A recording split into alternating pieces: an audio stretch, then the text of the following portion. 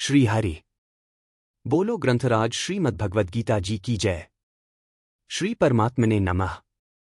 गीता सुगीता कर्तव्या किमन्यः शास्त्र विस्तरः या स्वयं पद्मनाभस्य मुख पद्माद्विन्यः सृता। अथ ध्यानम्। शांताकारं भुजगशयनं पद्मनाभ सुरेशं विश्व आधारं गगन सदृशं मेघवर्ण शुभांगम लक्ष्मीकान्तं कमलनयन योगिभिः ध्यान गम्यं वंदे विष्णुं भवभयहरं सर्वलोकैकनाथम्। यं ब्रह्मा वरुणेन्द्र रुद्रमृतः स्तुन्वन्ति दिव्यस्तवैर्वेदैः साङ्गपदक्रमोपनिषदः गायन्ति यं सामगाः। ध्यान अवस्थित तद्गतेन मनसा पश्यन्ति यं योगिनो यस्यान्तं न विदुः सुर असुरगणा देवाय तस्मै नमः। वसुदेव सुतं देवं कंस चाणूरमर्दनम् देवकी परमानंदम कृष्णं वंदे जगद्गुरुम्। भगवद गीता अध्याय 2 श्लोक 24। श्लोक 24। अच्छेद्यो यमदाह्यो यमक्लेद्यो शोष्य एव च नित्यः सर्वगतः स्थाणुर्चलोयन् सनातनः। अयम यह शरीरी अच्छेद्य अदाह्य जलाया नहीं जा सकता च और अशोष्य एव कारण कि अयम यह नित्यः परिपूर्ण अचलः अचल स्थाणुः स्थिर स्वभाव वाला और सनातनः अनादि है। काटा नहीं जा सकता। अयम यह अक्लेद्य यह गीला नहीं किया यह सुखाया भी नहीं जा सकता नित्य रहने वाला सर्वगतः सब में। व्याख्या। शस्त्र आदि इस शरीरी में विकार क्यों नहीं करते, यह बात इस श्लोक में कहते हैं। अच्छेद्योयम शस्त्र इस शरीरी का छेदन नहीं कर सकते। इसका मतलब यह नहीं है कि शस्त्रों का अभाव है या शस्त्र चलाने वाला अयोग्य है। प्रत्युत छेदनरूपी क्रिया शरीरी में प्रविष्ट ही नहीं हो सकती, यह छेदन होने के योग्य ही नहीं है। शस्त्र के सिवाय मंत्र शाप आदि से भी इस शरीरी का छेदन नहीं हो सकता।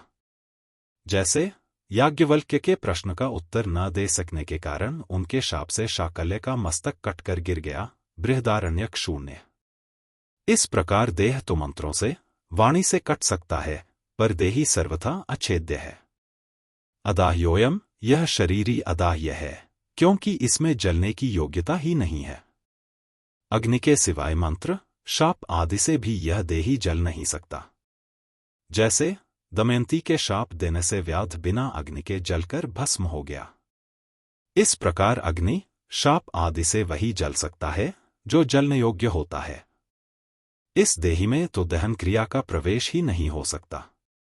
अक्लेद्य यह देही गीला होने योग्य नहीं है, अर्थात इसमें गीला होने की योग्यता ही नहीं है। जल से एवं मंत्र शाप औषधि आदि से यह गीला नहीं हो सकता।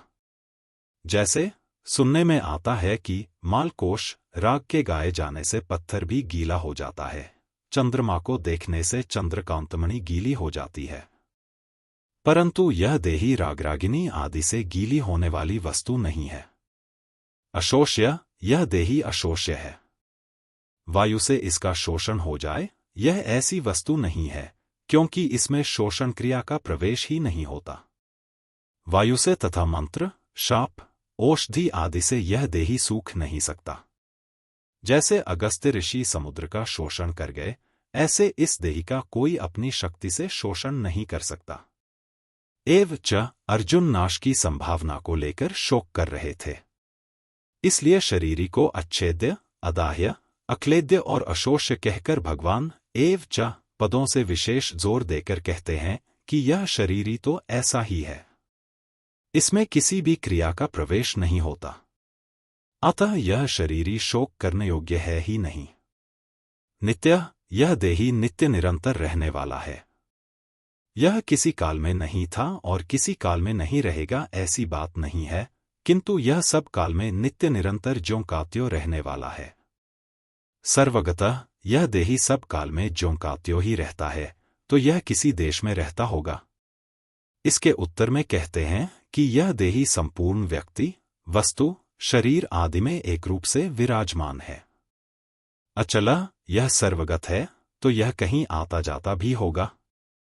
इस पर कहते हैं कि यह देही स्थिर स्वभाव वाला है, अर्थात इसमें कभी यहां और कभी वहां इस प्रकार आने जाने की क्रिया नहीं है। स्थाणुः यह स्थिर स्वभाव वाला है, कहीं आता जाता नहीं, यह बात ठीक है, पर इसमें कंपन तो होता होगा। जैसे वृक्ष एक जगह ही रहता है, कहीं भी आता जाता नहीं, पर वह एक जगह रहता हुआ ही हिलता है। ऐसे ही इस देही में भी हिलने की क्रिया होती होगी। इसके उत्तर में कहते हैं कि यह देही स्थाणु है, अर्थात इसमें हिलने की क्रिया नहीं है। सनातन, यह देही अचल है, स्थाणु है, यह बात तो ठीक है, पर यह कभी पैदा भी होता होगा? इस पर कहते हैं कि यह सनातन है, अनादि है, सदा से है। यह किसी समय नहीं था, ऐसा संभव ही नहीं है। विशेष बात, यह संसार अनित्य है, एक क्षण भी स्थिर रहने वाला नहीं है। परंतु जो सदा रहने वाला है, जिसमें कभी किंचन मात्र भी परिवर्तन नहीं होता, उस देही की तरफ लक्ष्य कराने में नित्य पद का तात्पर्य है। देखने, सुनने, पढ़ने, समझने में जो कुछ प्राकृत संसार आता है, उसमें जो सब जगह परिपूर्ण तत्व है, उसकी तरफ लक्ष्य कराने में सर्वगतः पद का तात्पर्य है। संसार मात्र में जो कुछ वस्तु, व्यक्ति, पदार्थ आदि हैं, वे सबके सब चलायमान हैं।